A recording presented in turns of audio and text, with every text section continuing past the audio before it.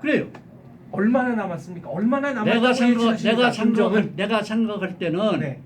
이런 얘기를 했습니다. 이 얘기를 해야 될지 안 될지는 모르지만 작은 시청자들이 알아서 판단하겠지만은 우리가 작년에 그 사드 배치 문제 가지고 옥신각신했어요. 네. 해야 되느냐 안 돼야 되느냐, 중국의 눈치를 봐야 되느냐 안 봐야 되느냐. 나는 방송국에서 중국 눈치를 왜 봐야 되느냐, 그리고 우리나라 국방에 관한 문제야. 네. 이것도 공격무기도 하고 방어무기인데 해야 된다. 그렇게 했는데 일부 언론에서는 나에 대해서 반감을 갖더라고요. 네.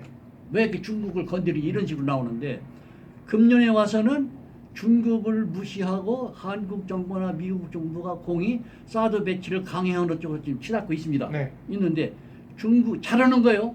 중국은 아이고 큰일 났다. 사드 배치를 저지해야 되는데 네. 북한은 우리가 손을 볼 테니까 제발 사드 배치 하지 말라. 이렇게 중국 이렇게 나오고 있어. 지금 나오고 있는데 나는 어떻게 생각하느냐? 사드 배치 안 합니다. 충격적인 얘기예요. 사드 배치 안 합니다.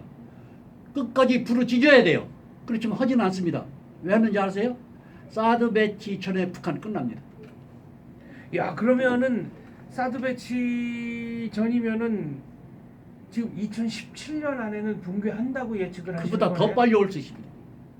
아, 그렇게 자신 있게 예측하시는 근거를 근거는 여쭤봐도 현재 되겠습니까? 대한민국 정부가 국가 비밀을 지키고는 것도 뭐가 좀 대단한 민감한 얘기고요. 네. 그리고 미국의 태도가 경제 강력을 뿐만 아니라 비공식으로 들려오는 말에 의하면은 오바마 정부가 끝나기 전에 큰일을 벌린다는 정보가 자꾸 들어오고 있습니다. 아니, 지금은 미국은 새 대통령 뽑기 위한 선거를 계속하고 있고, 미국 대통령 선거가 2016년 11월입니다.